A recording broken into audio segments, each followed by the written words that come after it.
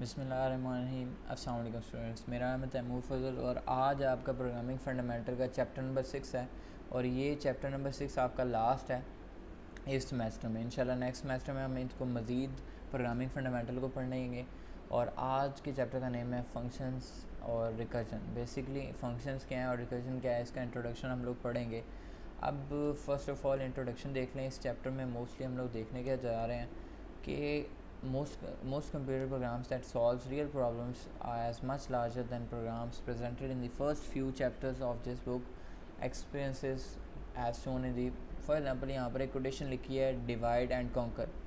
Divide and conquer, divide and rule. For example हम इसकी ये भी दे सकते हैं कि आज से काफ़ी साल पहले जब ब्रिटिश गवर्नमेंट इधर आई तो उसने ये फार्मूला अप्लाई किया मुस्लिम्स पे और हिंदुओं पे, क्योंकि हिंदू और मुसलमान इकट्ठे होकर आज़ादी के लिए फॉर एग्जांपल लड़ते थे। तो वो क्या कहते थे कि इनको डिवाइड एंड कॉन्कर करके क्या किया जाए, इन पे राज किया जाए। डिवाइड एंड रूल मतलब आप पहले इनको डिवाइड कर दें फिर रूल कर दें। अब प्रोग्रामिंग फंडामेंटल में भी इसका यही है कि अगर कोई बड़ा प्रोग्राम है तो आप उसको स्मॉल चंक्स में, स्मॉल पीसेस में क्या करें, कन्वर्ट कर दें और कन्वर्ट करके आप उसको टेक्निकली क्या करेंगे, इजीली सॉल्व कर सकेंगे उस बड़ी प्रॉब्लम को या उस बड़े प्रोग्राम को आप दे सकेंगे।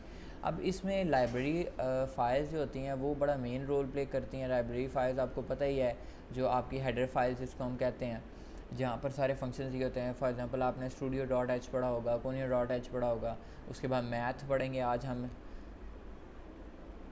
अब next program components in C++। As you have seen, C++ programs are typically written by combining new functions and classes you write with the pre-packaged functions and classes available in the C++ standard library, which provides in a rich collections।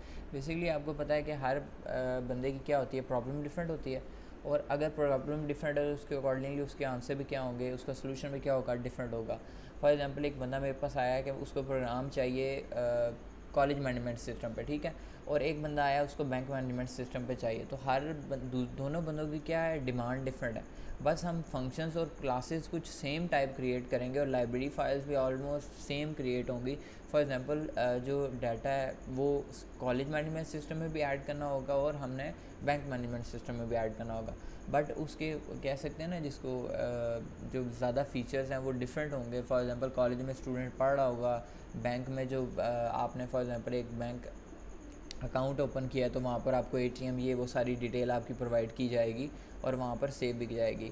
Basically ये कुछ mathematical calculations भी होती हैं जिनके लिए हम कोई string manipulation, character manipulation, input output errors checking and many others useful information with the help of library files हम लोग करते हैं। अब बेसिकली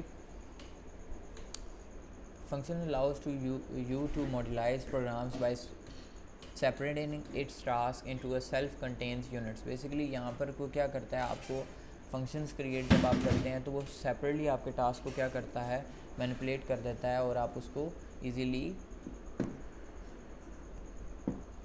सॉल्व कर सकते हैं। You have used a combination of library functions and you own functions in every programs you write you have written. Basically आप लोग लाइब्रेरी फंक्शंस, फिर वही बात आती है, जो भी लाइब्रेरी फंक्शंस है उसे हम लोग यूज़ करते हैं हर प्रोग्राम के स्टार्ट में, जिसको हम हेडर फाइल्स बोलते हैं। आपने सेकंड ईयर की बुक जो सी पढ़ी थी उसमें भी आपने सी प्रोग्रामिंग में पढ़ा होगा। जो हेडर फाइल्स थी वो थी studio.h, conio.h, मैथ, उसके बाद डिफरेंट किस्म के मैथमेटिक्स टर्म्स के लिए हम लोग यूज़ करते हैं। अब यूज़र डिफाइंड फंक्शन। अब basically functions you have write you are preferred as a user defined function. अब आपका प्रोग्राम है, आपने क्रिएट किया है तो आपने यूज़र डिफ़ाइन करना है। यूज़र डिफ़ाइन कैसे है कि आपने मैथमेटिकल टर्म्स करनी है तो आपने मैथ की हेडर फाइल यूज़ की है, ठीक है ना। आपने क्लियर स्क्रीन यूज़ करना है तो आपने conio.h यूज़ किया, ठीक हो गया। These statements in functions bodies are written only once are reused from perhaps several questions in the programs and are hidden from the other functions. अब यहाँ पे देखें हमारे पास स्ट्रिंग दिया हुआ है, यहाँ पे देखें one is the divide and कंकर अप्रोच। मैंने आपको बता चुका हूँ डिवाइड एंड कंकर अप्रोच कौन सी है। पहले उसको तोड़ दें चंक्स में, पीसेस में क्या करें, उसको डिवाइड कर दें और उसके बाद उसको one by one, part by part करते जाएं। फॉर एग्जांपल अगर मैंने एक प्रोग्राम लिखना है और प्रोग्राम मेरे पास ये है कि ये कॉलेज मैनेजमेंट सिस्टम के आपको ऊपर प्रोग्राम लिखना है। तो मैंने फ़र्स्ट ऑफ़ ऑल क्या देना है, कॉलेज का डाटा होगा, उसके बाद क्या होगा, स्टूडेंट्स का डाटा होगा, उसके बाद एडमिन, उसके बाद टीचर्स, उसके बाद नेक्स्ट जितने भी बंदे होंगे उन सबका डाटा वन बाय वन मैं क्या करूँगा, सेलेक्ट करता जाऊँगा और ऐड करता जाऊँगा। अब देखें मैंने उसको डिवाइड किया है। फर्स्ट ऑफ ऑल मैंने ये नहीं किया कि जिस तरह मेरा दिल किया, फॉर एग्जांपल टीचर को मैंने पहले रख दिया, प्रिंसिपल को मैंने बाद में रख दिया, ऐसे तो नहीं किया ना। तो डाटा जब आप लोग इंसर्ट करते हैं तो उसमें भी आप लोगों ने क्या करना होता है, डिफरेंट तरीक़ों से उसको अप्रोच करना होता है, और ज़रूरी नहीं कि हर अप्रोच आपकी सेम हो। फॉर एग्जांपल अगर मैंने प्रोग्राम बनाया तो मैं पहले कॉलेज का डाटा बना रहा हूँ और फिर क्या कर रहा हूँ, स्टूडेंट का डाटा, फिर टीचर का डाटा। आप क्या कर सकते हैं, आप कॉलेज का डाटा देन अगेन टीचर का डाटा देन स्टूडेंट का डाटा भी कर सकते हैं, इसमें कोई इशू नहीं है।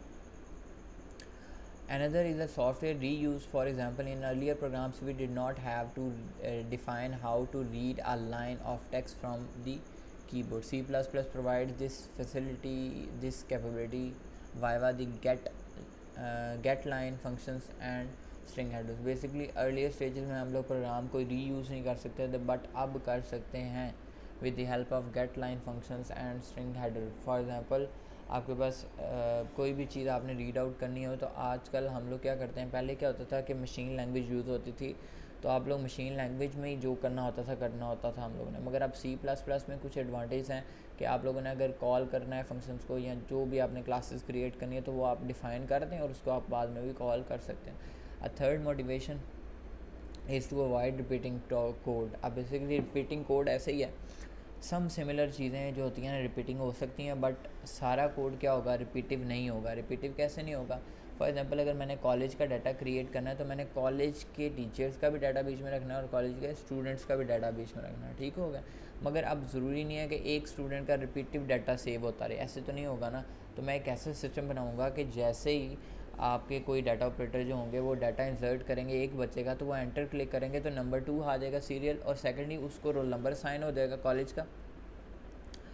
थर्डली उसके नेम जो होगा उस रोल नंबर पे आपका कोई और बच्चा रजिस्टर्ड नहीं हो सकता। तो ये रिपीटिव टास्क भी नहीं होगा with the help of that code which we are using in C++। Also dividing a program into meaningful functions that makes the program easier to debug and maintain. Debugging and maintain, basically आपको पता है debugging क्या होता है। Debugging is the process to remove an error in the program is called debugging. अब maintenance क्या होता है, maintain करना उसको, मतलब प्रोग्राम को साथ साथ मेंटेन करना कैसे हो सकता है। फॉर एग्जांपल अगर पहले मैंने एक प्रोग्राम बनाया, वहाँ पर मैंने आपके पास लिमिट दे दी है कॉलेज के पास कि आप 500 स्टूडेंट्स का डाटा इंसर्ट कर सकते हैं, ठीक है ना। अब ये अपडेट इसको कह सकते हैं, मेंटेन में आपको एग्जांपल में एक और बता देता हूँ। आपने 500 डाटा इंसर्ट कर लिया, अब आपको क्या चाहिए, उसकी लिमिट को क्या करना है, इंक्रीज़ करना है। तो अब आपने इंक्रीज़ कैसे करना है, उसी लिमिट को आपने क्या कर देना है, 1000 कर देना है, ठीक है। अब 1000 आपने कर दिया, मगर आपने अपनी मेमोरी भी चेक करनी है कि 1000 रिगार्डिंग 1000 वो डाटा सेव भी कर सकती है या नहीं कर सकती। तो आपने अपनी मेमोरी को भी क्या करना पड़ेगा, इंक्रीज़ करना पड़ेगा। और अगर किसी बंदे का कोई भी इशू आता है, फॉर एग्जांपल अगर आप ऑनलाइन क्लासेस की बात कर लें, तो अगर आपका पासवर्ड क्या होता है, आपको भूल जाता है तो आपको क्या रीसेट करके पासवर्ड दिया जाता है, ऐसे ही है ना। तो बेसिकली आपकी आईडीज़ को मेंटेन करना, आपने देखा होगा कि मोबाइल की ईजी एग्जांपल है, मोबाइल में आप प्ले स्टोर ओपन करते हैं तो आपकी कोई ना कोई अपडेट आई होती है, मोबाइल फ़ोन के ऐप्स की अपडेट आई होती है। वो अपडेट बेसिकली क्या होता है कि वो आपका जो सॉफ्टवेयर है या जो ऐप है वो रीन्यू नहीं होता, बट उसी को वो क्या करते हैं, अपडेट करते हैं। अपडेट क्यों करते हैं कि उसमें बग्स होते हैं। बग्स क्या होते हैं, एरर्स होते हैं। एरर्स वो दोबारा क्या करते हैं, रिमूव करके आपको फॉरवर्ड कर देते हैं, ठीक है। नेक्स्ट यहाँ पर इस फिगर में देख लें, लिखा हुआ है बॉस, नेक्स्ट है worker 1, worker 2, worker 3, then worker 4, worker 5, ठीक है। एक हायरार्किकल बॉस फंक्शंस है, ठीक है ना। अब यहाँ पर आप देख लें कि फ़र्स्ट ऑफ ऑल क्या आ रहा है, बॉक्स आ रहा है। ये पेरेंट चाइल्ड जो आप लोगों ने पढ़ा हुआ है सेकेंड ईयर में, पेरेंट चाइल्ड मॉडल, बेसिकली हम लोग इसको हायरार्किकल मॉडल कहते हैं, जहाँ पर फर्स्ट क्या होता है, पेरेंट होता है, सेकंड क्या होता है, चाइल्ड होता है। और अब पेरेंट शुड बी अ 1 और a child should be different. For example अब पेरेंट शुड बी 1 और चाइल्ड मोर देन बी 1, वो क्या करेगा, एब्जॉर्व कर लेगा उसको। फॉर एग्जांपल यहाँ पर देखें बॉस है, वर्कर 1, वर्कर 2, वर्कर 3। अब देखें बॉस सिंपल 1 है, ठीक है, प्रिंसिपल 1 है, उसके नीचे टीचर 1, टीचर 2, टीचर 3 आ गया, ठीक है। उसके नीचे क्या आ गया, अब फॉर एग्जांपल टीचर 1 कह देते हैं, चलें इसकी एग्जांपल को चेंज करते हैं, बॉस है मतलब प्रिंसिपल, प्रिंसिपल के नीचे vice principal, then coordinator girls section, then coordinator boys section. अब उनके नीचे क्या होगा, टीचर्स होंगे, मतलब वाइस प्रिंसिपल के साथ जो होंगे वो अटैच होंगे कोऑर्डिनेटर्स, और कोऑर्डिनेटर के साथ कौन अटैच होंगे, टीचर्स अटैच होंगे। वैसे आप आज तक पता किसी को नहीं है, वाइस प्रिंसिपल को कोऑर्डिनेटर ही असाइन किया जाता है, कोऑर्डिनेटर को भी वाइस प्रिंसिपल कहा जा सकता है। अब मैथ फंक्शन है जी, sometimes function such as main are not members of class. Main function जो हम लोग यूज़ करते हैं, ठीक है ना, such functions are called global functions. अब ऐसे फंक्शंस को हम क्या कहते हैं, ग्लोबल फंक्शन कहते हैं। ये आपका एमसीक्यूज़ भी आ सकता है पेपर्स में कि आप अगर main functions members of class नहीं हैं तो उस फंक्शन को हम क्या कहेंगे, तो आपने बोलना है global function. Like a class member functions, the functions prototype for global functions are placed in the header so that the global functions can be reused in any program that includes the header and that can link the functions object code.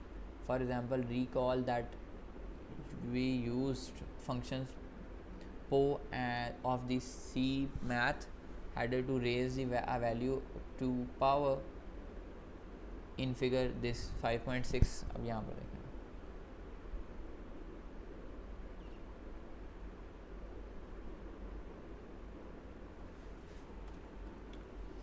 5.6 figure में आपने ये देखा भी था कि power जो थी ना वो किस तरह इंक्रीज़ करती थी हमारी with the help of math header file. अगर हम यूज़ कर सकते हैं तो हम लोग पावर लगाएंगे, और पावर के रिगार्डिंग हम लोग क्या यूज़ कर सकते हैं, किसी भी वैल्यूज़ की पावर फाइंड कर सकते हैं। फॉर एग्जांपल यहाँ पर लिखा हुआ है स्क्वायर रूट कैलकुलेट कर। For example you calculate the square root of 900.0 with the function call with the help of function call आप क्या करेंगे। नेक्स्ट है जी अब इसका एक्सप्रेशन जो आपने इवेलुएट करना है उसका क्या स्क्वायर रूट का आंसर क्या आना है, 30 आना है, ठीक है ना। जब आपने स्क्वायर रूट फाइंड किया तो उसका आंसर क्या आना है, 30 आना है। 30 का स्क्वायर रूट आप लोग लें तो क्या आता है, 900 आता है। आप इसको खुद भी कैलकुलेट करके देख सकते हैं कैलकुलेटर पे कि 30 स्क्वायर मतलब 30 मल्टीप्लाई बाई 30 इक्वल्स टू 900 होता है, ठीक है ना। ये आपने एक फंक्शन स्क्वायर रूट का लिया है, उसके अकॉर्डिंगली आपने क्या किया, एक स्क्वायर रूट फाइंड किया with the help of a square root function. अब function square root takes an argument of type double and returns a double result. Therefore, there is no need to create any objects for before calling function square root.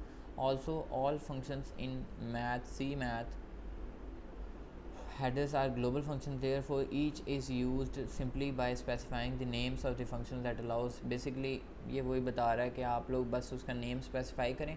You don't need to write the whole syntax or whole code. You just need the to read the syntax which is written by your own use. For example, यहाँ पे हमने square root find करना था तो हमने square root लिखा SQRT लिख दिया तो ये हमारे पास क्या आ गया, स्क्वायर रूट आ गया। अब इसके मैं एग्जांपल दिखाता हूँ आपको। यहाँ पे देखें आप लोग नीचे